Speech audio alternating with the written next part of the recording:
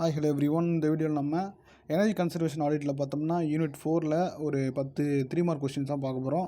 So ஏற்கனவே தமிழ் மீடியத்துக்கு வந்து ஒரு 2 இயர்ஸ்க்கு முன்னாடி நான் வந்து வீடியோ க்ரியேட் பண்ணியிருக்கேன். அது 3 மார்க்குக்கும் தனி வீடியோ வந்து தனி லிஸ்ட் இருக்குது, 14 மார்க்குக்கும் தனி லிஸ்ட் இருக்குது. ஸோ அதை பார்க்காதவும் பாருங்கள். மேக்ஸிமம் 3 மார்க் எல்லாமே காலையில் தான் பார்க்குறீங்க, அதாவது நாளைக்கு காலையில் தான் பார்க்க போகிறீங்க. ஸோ அதனால் வந்து பார்த்துக்கோங்க. எல்லா 3 மார்க்கும் வந்து முக்கியமான அந்த கீ பாயிண்ட் மட்டும் ஞாபகம் வச்சுக்கோங்க. அப்படியே மக்கப் பண்ணி அப்படியே எழுதணும்னு அவசியம் இல்லை.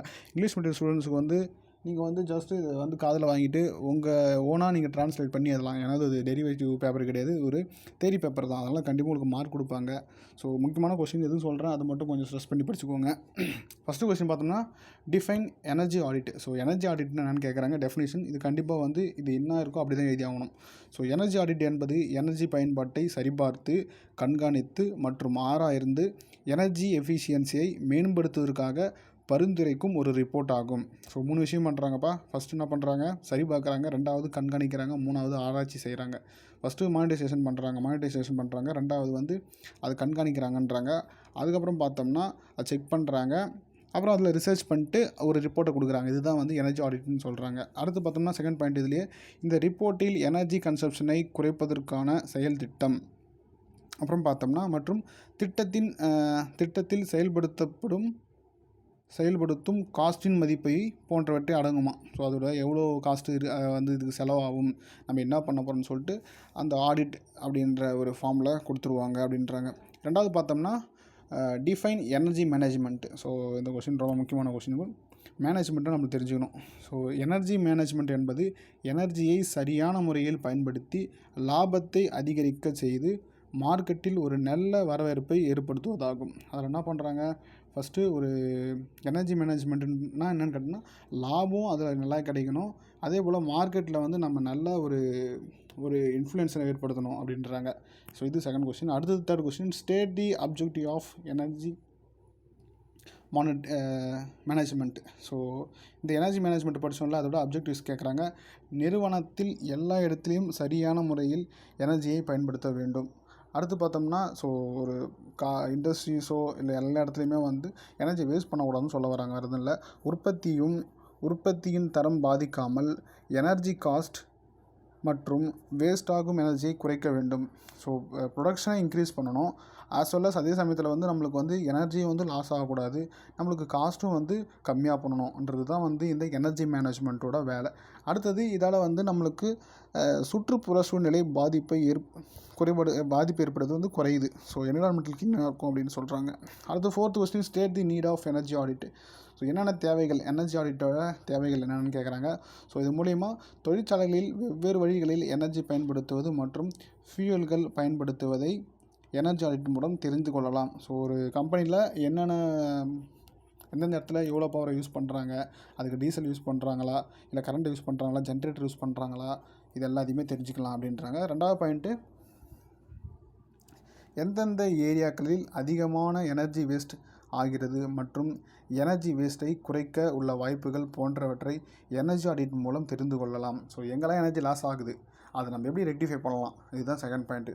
தேர்ட் பாயிண்ட் பார்த்தோம்னா உற்பத்தி செய்யும் பொருளின் காஸ்ட்டை குறைக்க உதவுகிறது. ஸோ இதெல்லாம் பண்ணோம்னா ஆட்டோமேட்டிக்காக நம்ம உற்பத்தி பண்ணுறோம் பார்த்திங்களா, அந்த பொருளுடைய காஸ்ட்டும் வந்து கம்மி பண்ணிக்கலாம். இது ஃபோர்த்து கொஸ்டின். ஸோ எனர்ஜி ஆடிட்டோட நீடு. அடுத்து fifth question, state any 3 objectives of energy audit. So சுற்றி அதே கொஸ்டின் மாதிரி தான் கேட்பாங்க, வேறு வழி இல்லை. ஸோ எல்லாமே டைரெக்டாக ஆன்சர் பண்ணாமல் இன்டைரக்டாக பண்ணுற மாரி இருக்கும். ஃபஸ்ட்டு பாயிண்ட் பார்த்தோம்னா ஒரு யூனிட் பொருள் உற்பத்தி செய்வதற்கான எனர்ஜி கன்சப்ஷனை குறைக்க வழிகளை தீர்மானிப்பதற்கு. அடுத்து ரெண்டாவது பாயிண்ட்டை பார்த்தோம்னா ஆப்ரேட்டிங் காஸ்ட்டை குறைப்பதற்கு. மூணாவது பாயிண்ட்டை பார்த்தோம்னா நிறுவனத்தின் எனர்ஜியை நிறுவதற்கு இந்த ரெஃபரன்ஸ் பாயிண்ட்லாம் வந்து வழங்குவாங்க. ஸோ ரெஃபரன்ஸ் பழைய பாயிண்ட்லாம் எடுத்து பார்த்து கரெக்டாக அதை செக் பண்ணி கொடுப்பாங்க. அடுத்து sixth, what are the types of energy audit. இது ரொம்ப முக்கியமான கொஷின்ப்பா. ஸோ இதில் வந்து அதோட கெப்பாசிட்டி அதை பொறுத்து வந்து பிரிக்கிறாங்கன்னு சொல்கிறாங்க. எனர்ஜி ஆடிட் 3 வகையாக பிரிக்கலாம். ஃபஸ்ட்டு ஒன்று ப்ரிலிமினரி எனர்ஜி ஆடிட்டு, ரெண்டாவது பார்த்தோம்னா டார்கெட்டட் எனர்ஜி ஆடிட்டு, தேர்டு பார்த்தோம்னா டிடிஎல் எனர்ஜி ஆடிட்டு.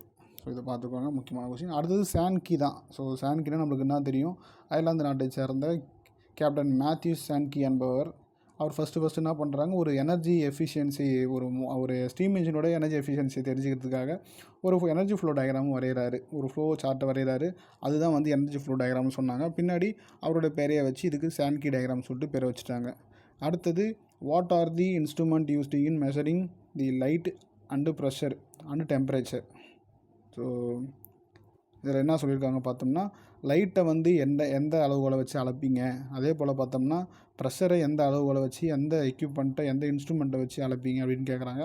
ஸோ நீ லைட்டில் பார்க்கும்போது லூமேக்ஸ்னு ஒன்று யூஸ் பண்ணுவாங்க, லூமேக்ஸ் மீட்டர்னு ஒன்று இருக்குது பார்த்தீங்களா, அந்த லூமேக்ஸ் மீட்டரை வச்சு தான் வந்து லைட்டோட அந்த டென்சிட்டி அதெல்லாம் அனுப்புவாங்க. அடுத்து பார்த்தோம்னா இந்த ப்ரெஷரு. ஸோ இந்த ப்ரெஷரில் வந்து எல்லாத்தையும் ஞாபகம் வச்சுக்கோன்னா ஒரு 2 மட்டும் ஞாபகம் வச்சுக்கோங்க. ஸோ இந்த அப்சல்யூட் ப்ரெஷர் மோனோமீட்டர் இருக்குது பார்த்தீங்களா, அது லோவில் யூஸ் பண்ணுவாங்க. அதுக்கப்புறம் டயாப்ராம் இருக்குது பார்த்தீங்களா, அதுவும் வந்து லோவில் வந்து யூஸ் பண்ணுவாங்க. அதுக்கப்புறம் வந்து பார்த்தோம்னா மோனோமீட்ரு, மைக்ரோ மோனோமீட்ரு, ஸோ இதெல்லாம் வந்து யூஸ் பண்ணுவாங்க, ஞாபகம் வச்சுக்கோங்க. அதை மட்டும் எதனாலே போதும்.